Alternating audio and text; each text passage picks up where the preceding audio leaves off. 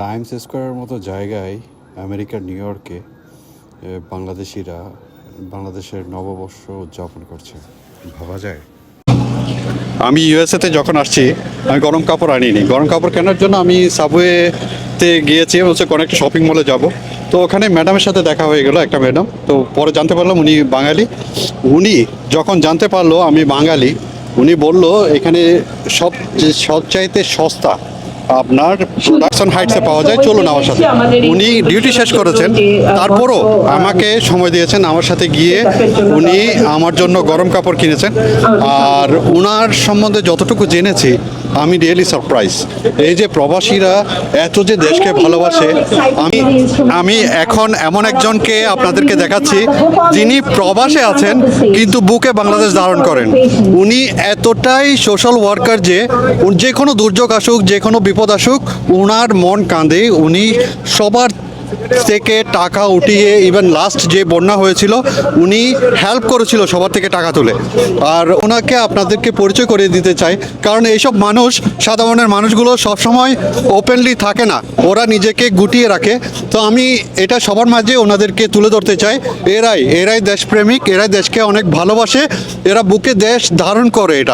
এরা যেখানেই থাকুক, এখন 7 সমুদ্র 13 নদী পার হয়েও ওরা দেশকে এখনো ভুলেনি। দেখুন টাইমস স্কোয়ারের মতো জায়গায় ওনারা নববর্ষ উদযাপন করছে, ভাবা যায়। আপনি দেশ সম্বন্ধে কিছু একটা বলুন, আপনার বলুন এখন বর্তমান সিচুয়েশনের সম্বন্ধে বলুন, আপনারা কি চান সেটা বলুন প্রবাসী হয়ে। ধন্যবাদ হানিফ ভাই, আপনার সাথে আমার হঠাৎ করে মনে হয় 40 সেকেন্ডে দেখা হয়ে যায়। আপনি আমাকে লোকেশন বলতেছিলেন যে আমি দুবাই থেকে এসেছি, খুব কোল্ড। আমার ফ্রেন্ড বলছে এটা বাংলাদেশের মতো এখন ওয়েদার, বাট আমি গরম কাপড় কিছুই আনিনি। আমি আপনাকে বললাম যে না আপনি কিছুই আনেন, একটা সোয়েটারও আনেন, বলে না আমাকে লজ্জা দিয়েন না। পরে বললো, একজন আমাকে বলছে যেন আমি কুইন্সের দিকে যাই, যে 7 ট্রেন নেই, সেখান থেকে আমি কাপড় কিনবো। তখন আমি বললাম যে আপনি কোথায় যাবেন, কোন ইসে পড়বেন, তা ঠিক আছে আপনি যদি করেন আমার সাথে আসেন, আমি ওইদিকেই থাকি। তো ভাইয়াকে নিয়ে গেলাম, নিয়ে তার গরম কাপড়ের ব্যবস্থা করে দিলাম, সে কিনে নিল। যাক, আমেরিকায় নাকি বাঙালিরা কাউকে হেল্প করে না, এটা শুনে আমার খুব খারাপই লাগছে। সবাই না একই, সব বাঙালি এক না, সবাইকে একরকম ভাববেন না। কারণ হ্যাঁ, আমরা ওয়ার্ল্ড ওয়াইড আমরা বাঙালি, কিন্তু সবাই এক না। কিছু মানুষ হতে পারে, কিছু মানুষ হতে পারে, কিন্তু সব বাঙালি এক না। ম্যাডাম, দেশের জন্য এতটুকু আপনারা করেন, রেমিটেন্স পাঠান, দেশের মানুষের দুর্যোগে বিভিন্ন প্রবলেমে আপনারা হেল্প করেন। দেশের প্রতি তো আপনার কিছু এক্সপেকটেশন আছে।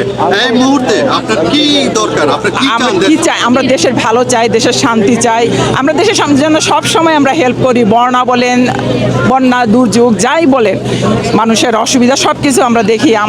আমাদের নিজেরই একটা সংগঠন আছে, নবাবগঞ্জ অ্যাসোসিয়েশন আমরা, এবং নবাবগঞ্জ ফাউন্ডেশন। আমরা এটা থেকে আমরা সারা আমরা হেল্প করি। বিভিন্ন সিলেট, চিটাগাং, নোয়াখালী সব জায়গায় বন্যা হয়েছে, আমরা সেখানে হেল্প করছি অনেক। হ্যাঁ, সব বাংলাদেশি, কারণ তারা আমাদের ভাই বোন। আমরা এই আজকে নববর্ষ দেখেন কি দুর্যোগ।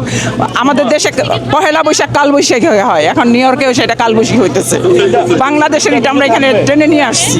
তা হ্যাঁ, আমরা সারা ওয়ার্ল্ডের মধ্যে আমরা এখন এটাকে 21শে ফেব্রুয়ারি একটা মাতৃভাষা, সেটার মতো আমরা নববর্ষ, বাংলা নববর্ষকে আমরা করে ফেলছি এখানে সারা ওয়ার্ল্ড ওয়াইড, এটা এনআরবির মাধ্যমে।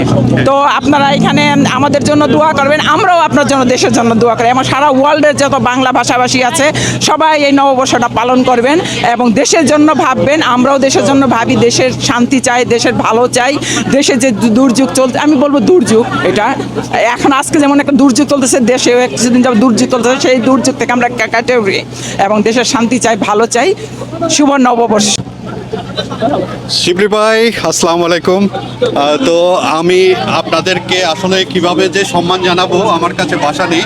আমি দেখে রিয়েলি ব্লেসড। আপনারা যে বাংলাদেশকে বুকে ধারণ করে আছেন, আমি রিয়েলি সারপ্রাইজ। এটা আসলে আমাদের দেশের মানুষদের যারা ওখানে আছে তাদের কাছে এই ফিলিংসটা আছে কিনা আমার ভাবার বিষয়। ধন্যবাদ আপনাকে। আসলে আমরা গত 3 বছর ধরে টাইমস স্কোয়ারে প্রোগ্রাম করে যাচ্ছি। এই বছরও বৃষ্টির মধ্যে, গত বছর ছিল বৃষ্টি, বৃষ্টি, বাট আমাদের প্রোগ্রাম চলবে। আর কিছুক্ষণ পরে বৃষ্টি থেমেও যাবে, আমাদের মঙ্গল শোভাযাত্রা শুরু হবে, আমাদের যে সহস্র কণ্ঠ শতকণ্ঠের সঙ্গীতও শুরু হবে। ধন্যবাদ আপনাকে। শিবলি ভাই, আপনারা তো দেশের জন্য এত কিছু করেন, রেমিটেন্স পাঠান, দেশের দুর্যোগে লোকজনকে হেল্প করেন, যেভাবে পারেন আপনারা, দেশের থেকে আপনাদের এক্সপেকটেশনটা কি? দেশে আমরা আসলে শান্তি চাই। দেশের মধ্যে যে একটা জরাজীর্ণ অবস্থা, যে একটা খারাপ অবস্থা যাচ্ছে, এটা আমরা চাই না। প্রবাসীদের একটাই দাবি, আমরা রেমিটেন্স পাঠাই, দেশের মানুষ যেন খুন না হয়, শান্তিতে থাকে, আমরা এটাই চাই। থ্যাংক ইউ শিবলি ভাই।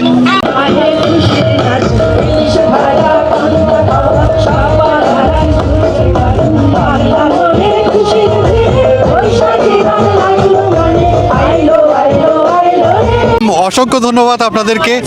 এই 7 সমুদ্র 13 নদী পারেও দেশকে আপনারা বুকে ধারণ করে গেছেন। আমি এখানে আপনারা আজকে আপনাদের আসল কথা হচ্ছে আপনারাই আসলে আসল দেশপ্রেমিক এখানে আসলে, যেটা মনে করি।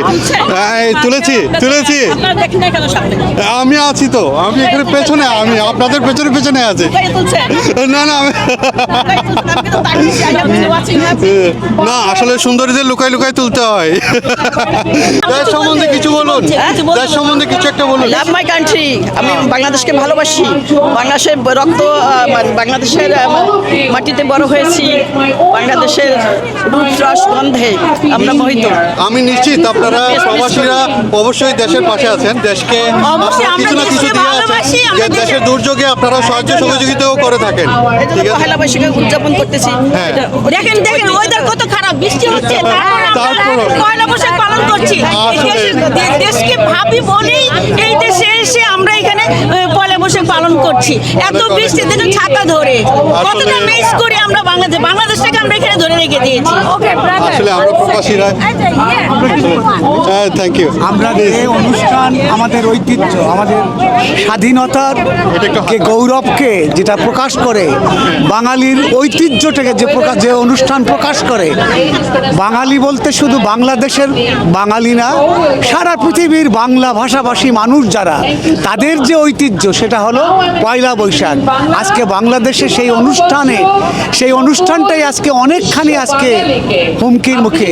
আজকে মঙ্গল শোভাযাত্রা সেখানে ওইভাবে হচ্ছে না, এবং আমরা মনে করি যে আমাদের এটা নৈতিক দায়িত্ব, এবং সারা পৃথিবীর বাঙালির কাছে আমরা এই আহ্বানটা করছি, আমরা বাঙালিরা আমাদের ঐতিহ্য, আমাদের সংস্কৃতি আমরা সারা পৃথিবীর মানুষের মাঝে ছড়িয়ে দেব।